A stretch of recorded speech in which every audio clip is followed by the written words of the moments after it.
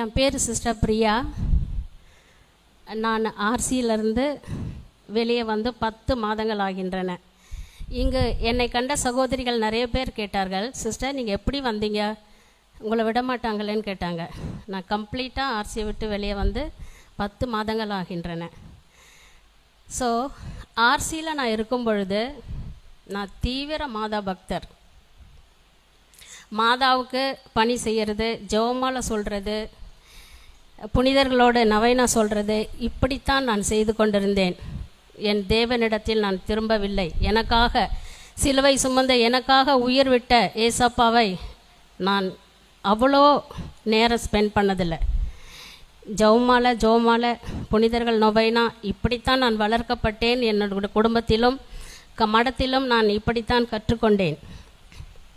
என்னிடம் ஜெபம் செய்யுங்கள் சிஸ்டர் என்று சொல்வர்களிடம் நான் ஜெபமாலை பற்றியும் மாதாவை பற்றியும் தான் அதிகமாக சொல்லியிருக்கிறேன்.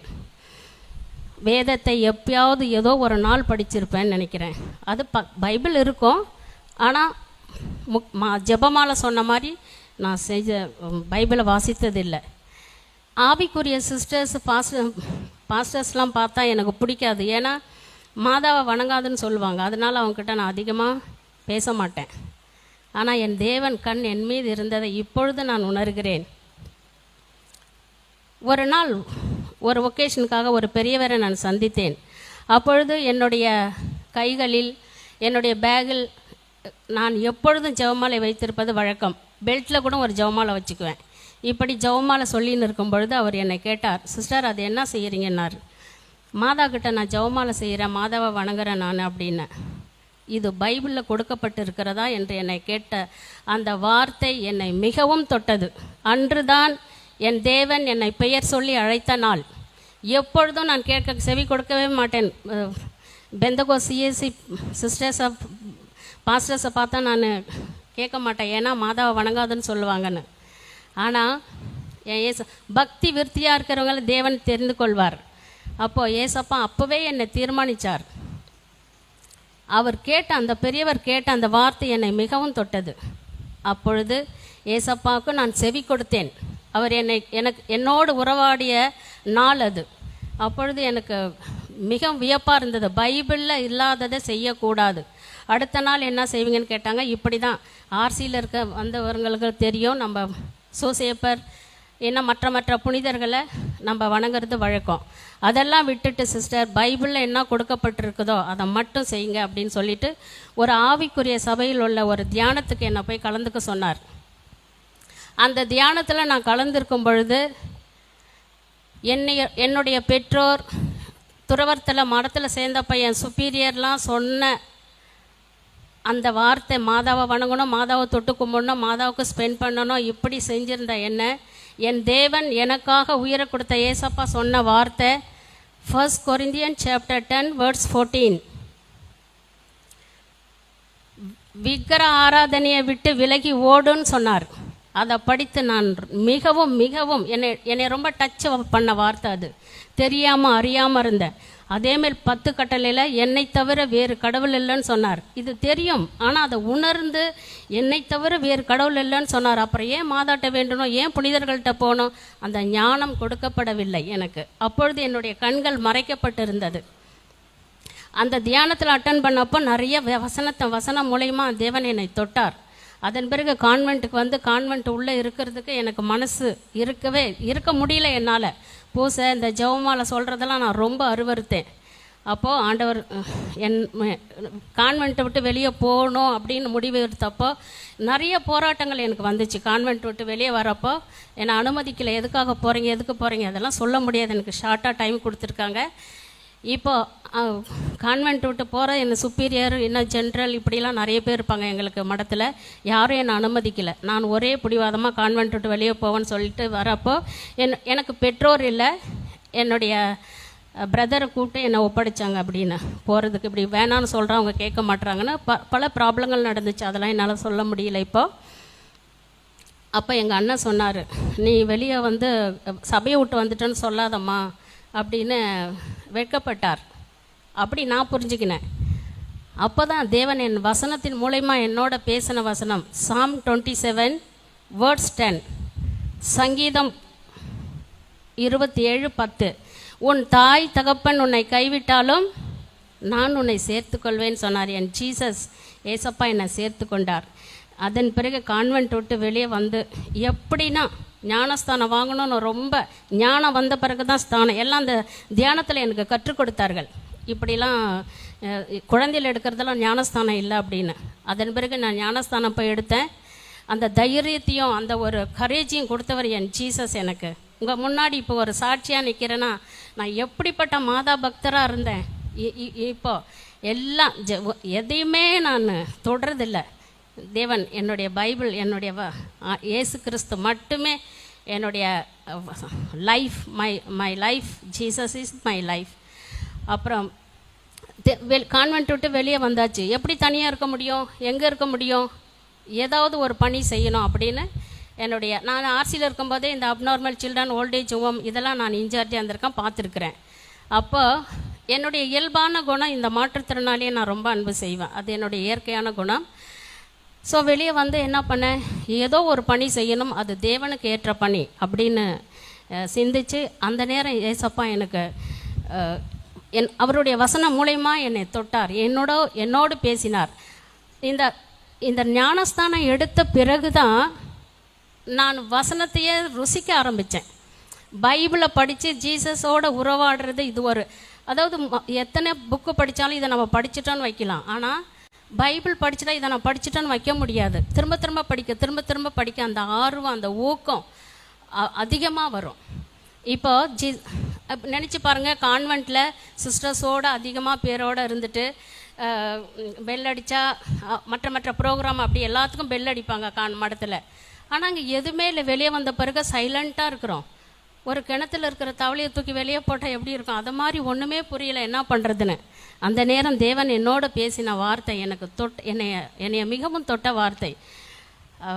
ஏசாயா 41:10, டோன்ட் பி அஃப்ரைட், கவலைப்படாத, நான் உன் கூட இருக்கிறேன்னு சொன்ன வார்த்தை என்னை ரொம்ப ரொம்ப ரொம்ப எனக்கு ஆறுதல் கொடுத்துச்சு. யாருமே சொல்லாத வார்த்தை அது. அப்போ ஜீசஸ் என் கூட இருக்கிறப்ப எனக்கு என்ன பயம், அந்த மாதிரி நினச்சி நான் கண்ணு தெரியாத, பார்வை இல்லாத 2 அம்மாங்க என் கூட இருக்காங்க. இப்போ அவங்கள வச்சு தான் நான் பார்க்குறேன், ஆர்எஸ் மங்கலத்தில் வச்சு பார்க்குறேன். அவங்க கூட இருந்து அவங்களுக்கு வேண்டியது எல்லாம் செஞ்சு, எனக்கு என்ன ஆர்சியில் நம்ம எப்படி அந்த அந்த நீட்டான லைஃப், குறை சொல்லலை, ஒரு டிக்னிஃபைட் லைஃப் இருந்தோம், அதெல்லாம் விட்டுட்டு இறங்கி ஜீசஸ் விருப்பப்பட்டது, ஏழை எளியவருக்கு செய்ததெல்லாம் எனக்கே செய்துன்னு சொன்னார். அவருக்கு விருப்பப்பட்ட பணி செய்யணும் அப்படின்னு அந்த பார்வை இல்லாத அம்மாங்களை என் கூட வச்சு நான் பார்த்துன்னு இருக்கிறேன். அதுதான் என்னுடைய ஊழியம். இப்போது அவங்களுக்கு வேலை செய்கிற டைம் போக நான் ஊழியத்துக்கு போவேன்.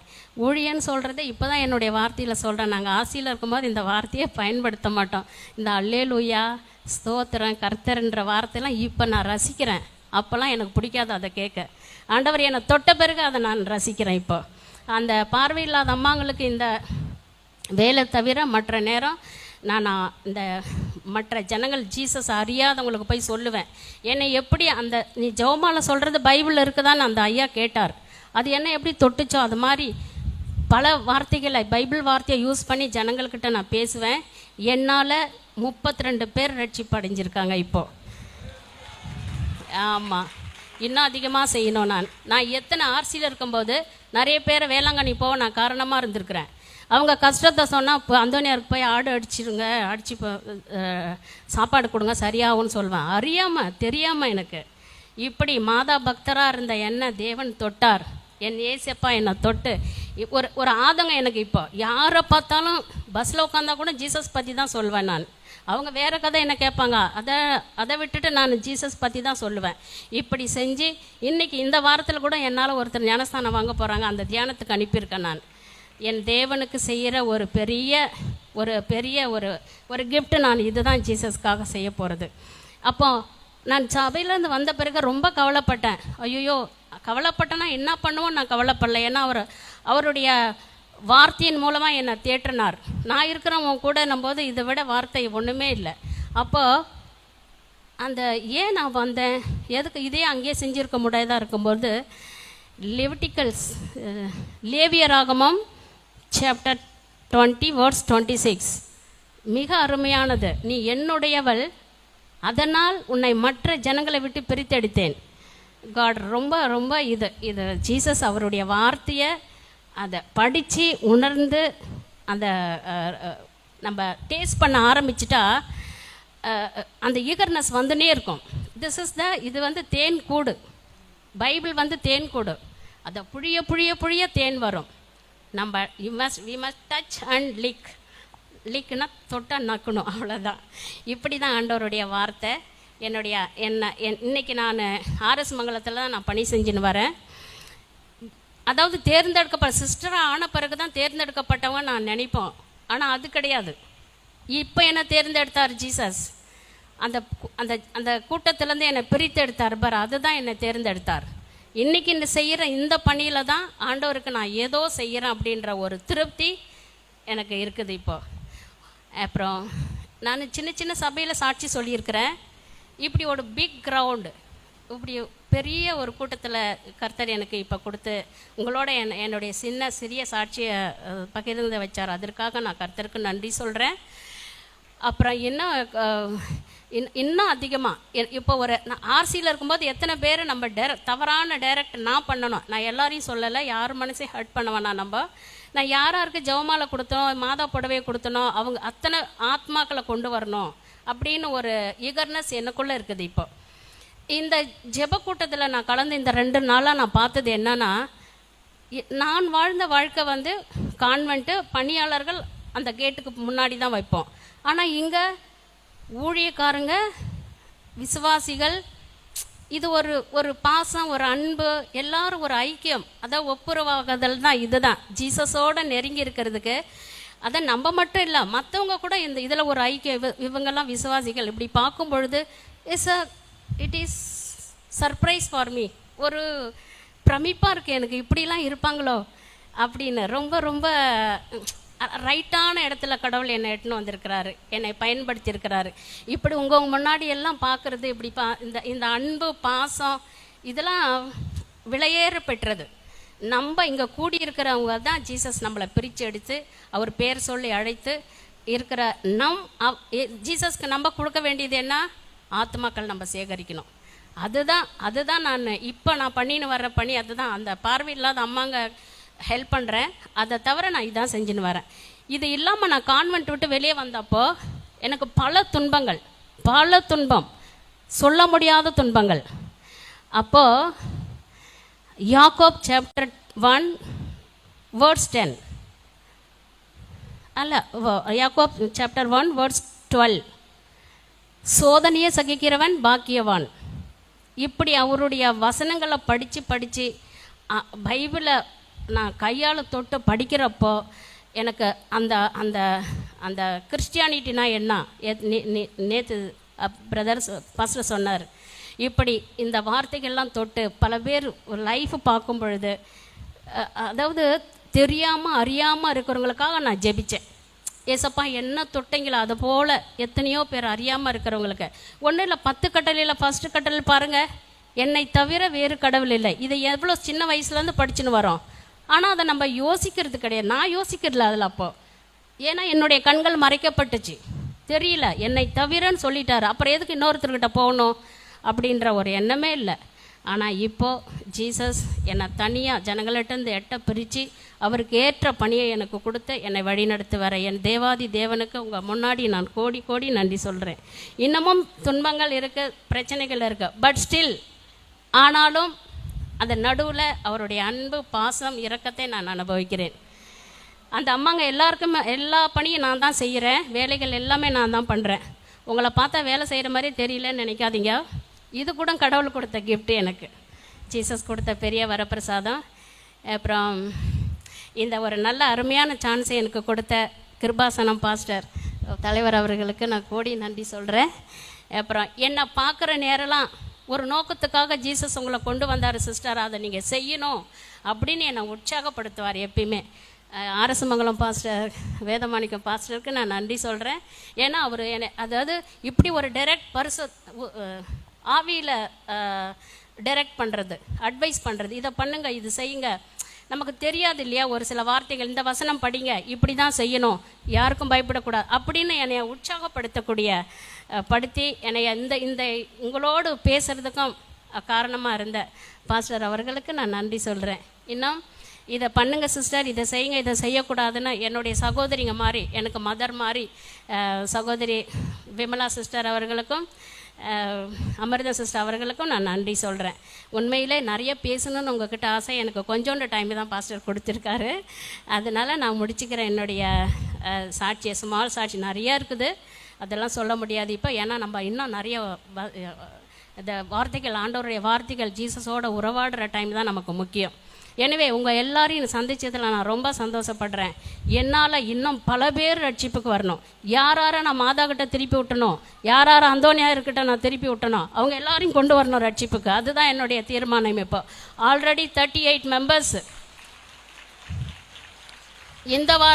இந்த வாரம் ஒருத்தர் ஞானஸ்தானம் வாங்க போகிறாங்க. நான் அட்டன் பண்ண அந்த தியானத்துக்கு அனுப்பியிருக்கிறேன். இப்படி எல்லாரையும் நான் இருக்கிற இடம் முதல்ல அதான் சொல்கிறேனே, ஒரு ஆதங்கம் வெறின்னு சொல்லுவாங்களா, அப்படி வந்திருக்கு எனக்கு. எல்லாரும் தமிழ்நாட்டில் இருக்கிறவங்க முதல்ல எல்லாரும் ஞானஸ்தானம், முழுக்க ஞானஸ்தானம் எடுக்கணும், குழந்தை ஞானஸ்தானம் கிடையாது. இப்படி என் குடும்பத்திலையும் சொல்லி என்னை வெளியே வராத, யாருன்னா எதனா நினச்சிக்கோங்க, சபையை விட்டு வராதுன்னு சொன்ன பிரதர் தான் ஜீசஸ் தொட்டார். அவர் தான் இப்போ ரட்சிப்பில் இருக்கார். இது போல் என்னுடைய கூட பிறந்தவங்க முதல்ல ரட்சிப்புக்கு வரணும்னு நான் ஆதங்கப்படுறேன். யாரோ பார்க்கணும், அதெல்லாம் என் ஜீசஸ்க்கு நான் கொடுக்குற பெரிய கிஃப்ட்டு ஆத்துமாக்கள். அதுதான் நான் முடிவு பண்ணியிருக்கிறேன். இன்னும் ரொம்ப சந்தோஷமாக இருக்குங்க எல்லாரையும் பார்க்குறதுக்கு. இப்படி ஒயிட்டாக உட்காந்து எல்லாம் பரிசுத்தமாக ஆண்டவருடைய பணி செய்ய, அறியாதவங்களெல்லாம் அறிவிக்க, இந்த இடத்துக்கு ஒரு கூட்டத்தை அறிவித்து, எப்படி பாருங்கள், அதாவது ஒரு ஃபங்க்ஷன் வச்சா நம்ம ரிலேட்டிவ் அப்படி தான் நம்ம கூப்பிடுவோம். ஆனால் யாரோ ஒருத்தருக்காக வந்து தேவனை அறியுங்கன்னு சொல்கிற இந்த மனசுலாம் எனக்கு உண்மையிலே ஃபர்ஸ்ட்டாக இருக்குது.